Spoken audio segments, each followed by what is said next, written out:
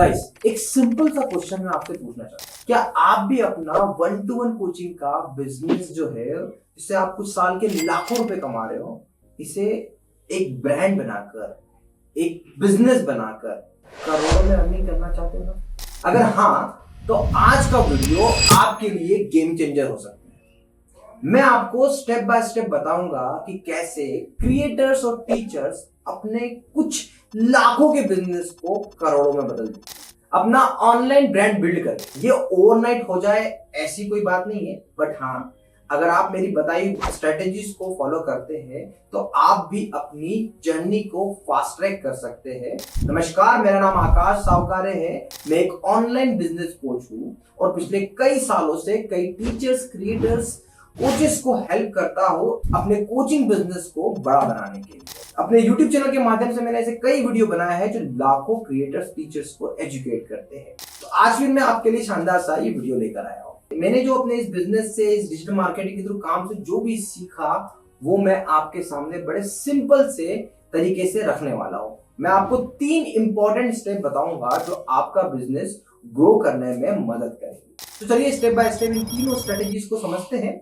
और उससे पहले मैं आपको बता दूं, अगर आप एक टीचर है, क्रिएटर है और एक अफोर्डेबल प्रोडक्ट की सर्च में है, क्योंकि जब भी आप कंटेंट क्रिएशन की बात करते हैं तो आपको जरूरत पड़ती है। अगर आप एक टीचर हो तो डिजिटल बोर्ड और अच्छा 4K PTZ कैमरा, एक प्रॉपर लाइटिंग सॉल्यूशन के साथ में एक स्टूडियो की जरूरत पड़ती है। और वहीं अगर आप एक इंडिपेंडेंट कोच हो, लाइव कोचिंग दे रहे हो या फिर योगा कोचिंग कर रहे हो, तो इस केस में आपको जरूरत पड़ती है अफोर्डेबल डिवाइसेस की, जो कि है AI बॉफ के, जहां पे आपको इस तरीके का mic, ring light, capture card, हर एक चीज। तो डिस्क्रिप्शन में मैंने हर एक प्रोडक्ट की लिंक दी है, जिससे आप अपना प्रोडक्शन बहुत स्ट्रॉन्ग कर सकते हैं। चलिए आगे बढ़ते हैं। स्टेप 1, ऑडियंस बिल्ड करना सबसे जरूरी है।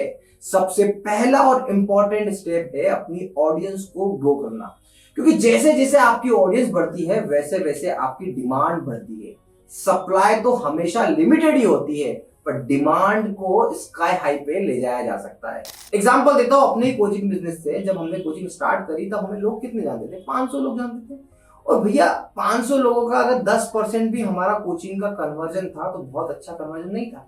लेकिन जैसे जैसे हमने हमारा YouTube चैनल स्टार्ट किया और वहां पे हमें लाखों व्यूज मिले, उन व्यूज से हम लाखों लोगों तक पहुंचे। अब आप देखो, जहां पर मैं एक छोटे से रीजन में था, 500,000 स्टूडेंट्स के बीच में था, अब जब मैं ऑनलाइन पहुंचा तो रीच बहुत बड़ी। तो सोच के देखिए कितना इंपैक्टफुल है ये चीज।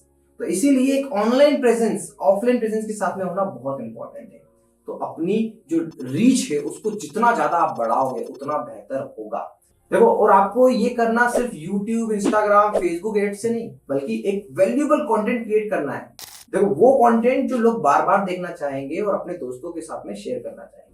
देखिए, अगर आप एक फिटनेस कोच है तो फिटनेस रिलेटेड मिथ को बस करो, लोगों को वेट लॉस की जर्नी का कंटेंट बनाओ, या कोई ऐसी टिप्स शेयर करो जो उनके लिए जेन्युइनली हेल्पफुल हो। देखो, जेन्युइन कंटेंट ही आपको कस्टमर देता है। अगर आपने एड भी चला लिए, सब कुछ कर लिए और लोगों को आप पे, आपके फेस वैल्यू पे ट्रस्ट नहीं है, तो भाई बात नहीं बन पाएगी।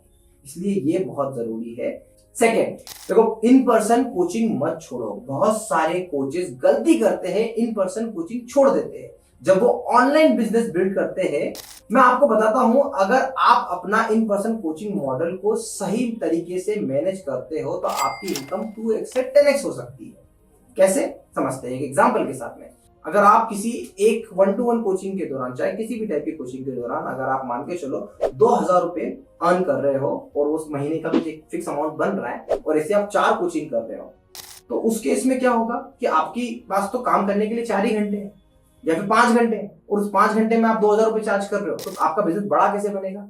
तो देखो, एक बात समझने वाली बात यह है कि कभी भी कोचेस की ग्रोथ होती है उनके आर्ली बेसिस के बिजनेस को महंगा करके। और जब आपकी ग्रोथ, आपका कंटेंट आपके लोगों तक पहुंचता है, तो इन पर्सन कोचिंग का फायदा पहला ये होता है, जब टाइम तो आपके पास लिमिटेड ही रहेगा तो बढ़ता क्या है? प्राइस बढ़ता। तो ऐसे बहुत सारे कोचेस मैंने देखे हैं कि जो 5-5, 6-6 घंटे, 10-10 घंटे की भी फिक्स लेते हैं। एक कोर्स को कंप्लीट कराने के लिए 25-25 हजार, 50-50 हजार तक ले लेते हैं। तो ये इन पर्सन कोचिंग का फायदा होता है, और ये इतना बड़ा वैल्यू अमाउंट आपको इन पर्सन मिलता है। देखो, इन पर्सन कोचिंग का फायदा एक ये भी होता है कि हर एक टीचर को, क्रिएटर को जड़ से जुड़ा होना बहुत इंपॉर्टेंट है। आज के टाइम पे आप देखो कितने ही ऐसे कोचिंग सेंटर्स है, कितने ही ऐसे कोचेस है जो ऑनलाइन कोचिंग के साथ साथ इन पर्सन ऑफलाइन कोचिंग भी दे रहे हैं, जिससे उनका कोचिंग से जो रिलेशन है, बच्चों के जो डाउट है, वो सब कुछ जो अपने कस्टमर्स के फीडबैक से वो बहुत ही 1-to-1 में बहुत अच्छे मिलते हैं।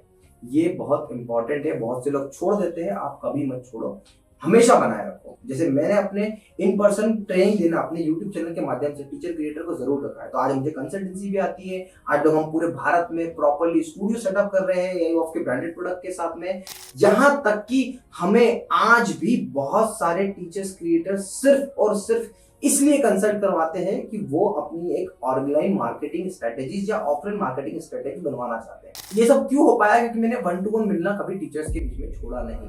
तीसरा पॉइंट है सप्लाई और डिमांड कर्व को मास्टर कर लो।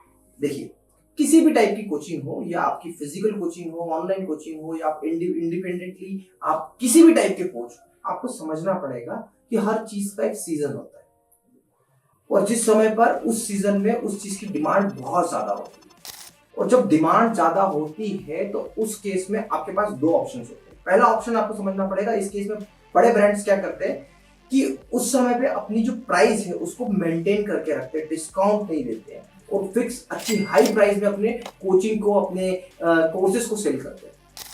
वहीं कुछ लोग जो छोटे ब्रांड्स होते हैं वो क्या कर सकते हैं, इस पीक टाइम में अपने प्राइस को रिड्यूस करके प्रॉपर मार्केटिंग करे, ताकि आपके भर कर स्टूडेंट आए।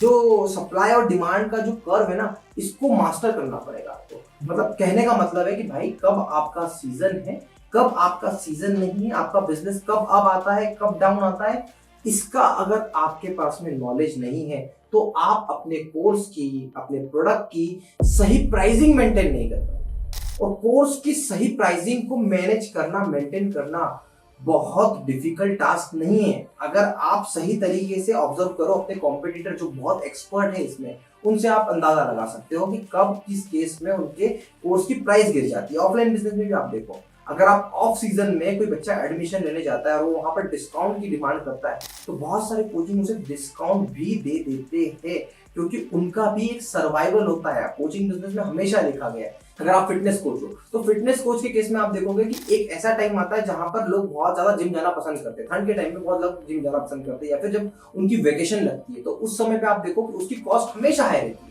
बट अगर ऑफ सीजन में आप जाओगे तो आपको फायदा मिलता है। आप खुद सोचो कि अगर एक किसी फ्रूट वेंडर है, उसके पास में अगर उसका फ्रूट बहुत इजीली बिक जा रहा है, तो अपने फ्रूट की प्राइस कभी कम गिराता ही नहीं, है ना। तो दोनों केस है, आपको उस तरीके से समझना पड़ेगा कि अगर आपके पास में ये पकड़ बन गई है कि आपको कब फीस हाई करना है, कब फीस लो करना है, कितनी फीस का प्रॉपर मैनेजमेंट हो सकता है, आपको 1 साल के कोर्स में कितना पैसा चाहिए, 3 साल के लिए कोर्स के लिए कितना चाहिए, 3 महीने के कोर्स के लिए कितना चाहिए, ये सारी कैलकुलेशन इतने तरीके से बनाओ, और तभी जाके आप सप्लाई डिमांड कर्व को समझोगे, और उसके साथ साथ ये समझ पाओगे कि कोचिंग में जो ये गैप आते हैं उसको फिल करने के लिए आपके पास पैसों की जरूरत होती है। सर्वाइवल बहुत इंपॉर्टेंट है।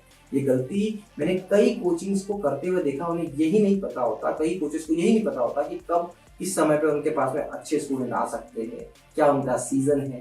ये बहुत बड़ा गैप है। इसको अगर आपने मास्टर कर लिया, बॉक्स में लिख के दे रहा हूँ, आप कभी भी आपका कोचिंग का जो अप डाउन होता है ना, उससे आपका इम्पैक्ट नहीं जाएगा। नहीं तो क्या होता है, अप टाइम पे सब अच्छा करते हैं, पर जैसे डाउन टाइम आता है सब की सब कोलैप्स कर जाते हैं। कितने एग्जांपल देखोगे आप कोचिंग में, देखोगे लोगों ने कोचिंग करना छोड़ दी, फिटनेस कोच ने फिटनेस कोचिंग छोड़ दी, योगा टीचर चला गया। ऐसा होता है, आपको पता ही नहीं कि कब आपको काम करना है, किस तरीके से आपको काम करना है। ये इंपॉर्टेंट है। तो ये 3 टिप्स जो मैंने बहुत अच्छे से मास्टर करी अपने कोचेस के साथ में, अपने क्लाइंट्स के साथ में, और वो आपको बताने की कोशिश करिए। अगर आप इन तीनों टिप्स को प्रॉपरली अडॉप्ट करके इम्प्लीमेंट करते हैं तो बिलीव करिएगा, आप एक अच्छे टीचर नहीं, एक अच्छे क्रिएटर नहीं, एक अच्छे बिजनेसमैन भी बनेंगे। आशा करता हूँ ये वीडियो आपको पसंद आया होगा। Thank you so much for watching.